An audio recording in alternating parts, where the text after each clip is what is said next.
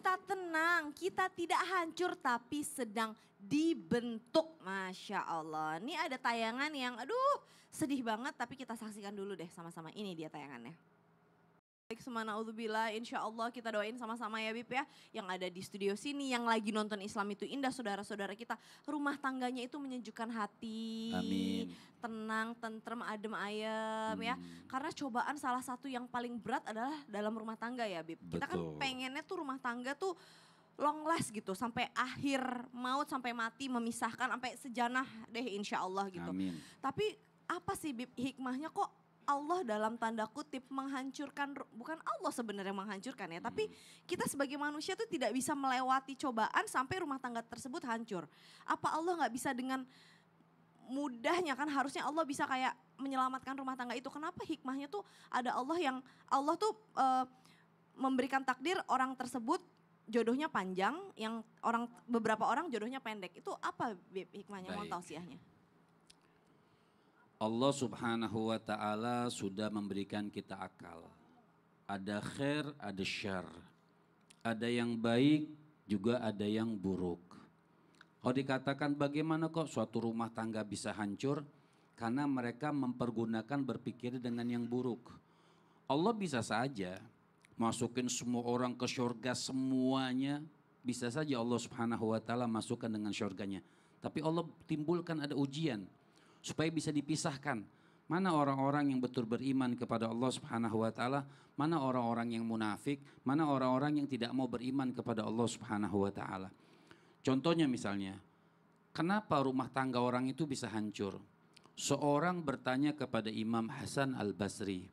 Wahai Imam, engkau akan menikahkan kepada siapa putrimu? Maka Imam Hasan mengatakan, hai kalian semuanya, nikahkanlah putri kalian dengan orang yang bertakwa. Nikahkanlah putri kalian dengan orang yang bertakwa. Karena orang yang bertakwa, dia akan menikmati sesuatu pemberian dari Allah subhanahu wa ta'ala. Istri adalah mutiara. Dia adalah yang harus kita jaga. Bagaimana kita melakukan hal-hal yang diridhoi oleh Allah subhanahu wa ta'ala. Dan bisa mengedepankan atau bisa menahan hawa nafsu kita, hawa nafsu marah, hawa nafsu bertengkar. Matakan Allah subhanahu wa ta'ala mengatakan litaskunu ilaiha. Orang nikah itu buat tenang, bukan buat berantem, ingetin. Makanya ketika orang menikah dengan orang yang bertakwa, mengenal hukum-hukum pernikahan, litaskunu ilaiha, artinya untuk tenang. Orang nikah itu untuk tenang, bukan untuk bertengkar, bukan untuk berantem. Seperti Caca bilang, oh bisa gak Allah? Bisa saja. Tapi kan di sini ada hukum dari Allah subhanahu wa ta'ala.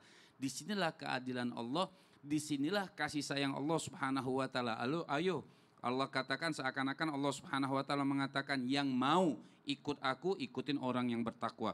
Yang tidak mau mengikuti aku, ikuti orang-orang yang tidak beriman sehingga mereka memasuki neraka jahanam Allah subhanahu wa ta'ala. Oleh karena itu jagalah rumah tangga kita. Ketika pernikahan sudah dihalalkan, nikmat tuh kasih sayang Allah. Nikah sudah dihalalin, dijaga dong. Nikah ini sudah suatu rahmat dari Allah subhanahu wa ta'ala, dijaga dong. Jangan nikmat ini bikin kita sudah dilalaikan begitu saja, istrinya dilalaikan begitu saja, rumah tangga menjadi tidak tenang. Kenapa? Tidak diawali dengan ketakwaan kepada Allah subhanahu wa ta'ala. Subhanallah. Jadi artinya Allah pasti akan bantu, tapi kitanya dulu berusaha semaksimal mungkin. Kan juga Allah katakan Allah tidak akan merubah suatu kaum kecuali dia merubah dulu dirinya. Oh, jadi naudzubillah min dzalik, seperti contoh tadi misalkan, kalau ada perselingkuhan, ya beranikan diri untuk memberhentikan perselingkuhan itu dong, stop dong. Betul. Jangan dilanjutin, jangan kayak maunya selingkuh, diem-diem, tapi kok Allah nggak bantu saya, ya gimana? Kitanya juga harus. Mereka yang memancing perbuatan tersebut. Subhanallah, terima kasih Habib, Baik. jazakallah khair. Kasih tepuk tangan dulu dong Bu. Insya Allah, Allah jaga selalu rumah tangga kita ya Bu ya. Insya Allah bahagia selamat dunia akhirat. Nah, dari wajah-wajahnya kayaknya ibu-ibu udah jauh-jauh ke sini ke studio pengen nanya ya sama guru kita ya. Boleh deh langsung aja yuk kita masuk ke segmen Tanya Dong Ustaz. Kami semua tanya dong Ustaz. Angkat tangannya Bu, ayo semangat Bu. Wow, bukan tepuk tangan tapi angkat tangan. Ya udah yang angkat angkat tangan duluan deh tadi. Mana silakan Ibu, Ibu silakan ke tengah. Ibu, siapa namanya? Ibu dari mana? Di sini Ibu sayangku tengah-tengah. Iya, silahkan Bu. Assalamualaikum warahmatullahi wabarakatuh. Waalaikumsalam warahmatullahi wabarakatuh. Nama saya Nur Laila dari Majelis Taklim Al-Fatih, Kecamatan Wanayasa, Kabupaten Banjarnegara, Jawa Tengah. Alhamdulillah. Ustadz Syam boleh sambil maju ke depan. Ibu Hai Nur Lela. Iya. Mau Mau nanya. tanya Iya, dong, silakan. Siap. Ustadz. Gini pertanyaan saya. Ah, kadang ada atau kita merasa bahwa Allah itu tidak mengabulkan doa-doa kita. Gitu.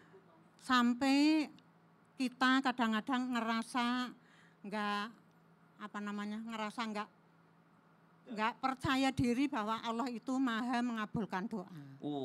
Akhirnya kehilangan kepercayaan. Gitu.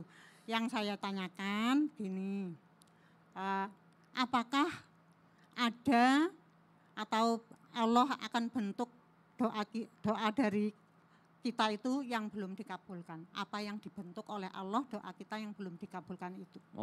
Rencana apa yang Allah Iya. siapkan bagi orang-orang yang belum dikabulkan doanya? Masya Allah pertanyaannya bagus sekali. Terima kasih Ibu. Silakan duduk. Dijawab dalam tausiah ya sama Ustadz Syam ya. Silakan Ustadz Syam. Terima kasih Kak Silakan, Caca, terima kasih Ibu Nur Lela, tapi guru kami Ustadz Maulana Habib Muhammad, para alim ulama yang dimuliakan Allah Subhanahu wa taala. Ketika Nabi Muhammad sallallahu alaihi wasallam memanggil Sayyidina Abu Bakar As-Siddiq radhiyallahu anhu wa arda, wahai sahabatku Abu Bakar, kesini, siapkan semuanya, mari kita bersama-sama hijrah ke Yathrib, kita hijrah ke Madinah. Menetes air matanya Sayyidina Abu Bakar As-Siddiq radhiyallahu anhu warda. Beliau menangis terseduh-seduh. Subhanallah. Lalu beliau tersenyum lagi. Lalu menangis lagi. Tersenyum lagi. Ditanya, loh kok gitu ekspresinya diajak hijrah? Kan kalau yang lain kan diajak hijrah, takut berangkat gak ya? Nih hijrah ini Bu, ninggalin harta benda yang ada di Mekah. Hijrah itu kalau keluarganya gak mau beriman, ditinggal juga keluarganya. Jadi perasaan campur aduk. Tapi ketika Abu Bakar yang diajak oleh Nabi SAW justru menangis, tersenyum, menangis, tersenyum. Ditanya, kenapa engkau menangis? Saya udah doa dari kapan tahun pengen hijrah. Malam-malam saya mengatakan, kenapa ya Nabi belum suruh saya hijrah? Kenapa ya teman-temanku yang lain udah berangkat ke Yathrib, saya belum berangkat ke Yathrib, padahal aku ini kayaknya udah loyal banget sama Islam. Kenapa kok aku belum diperintahkan meninggalkan Makkah ini? Kenapa aku masih di sini? Saya bertanya-tanya dalam doaku, kenapa Allah belum kabulkan doa saya untuk hijrah ke Yathrib? Ternyata Allah sedang bentuk, Allah sedang siapkan supaya saya hijrah bersama dengan Nabi Muhammad sallallahu alaihi wasallam. Itulah kenapa saya menangis dan tersenyum, karena saya bahagia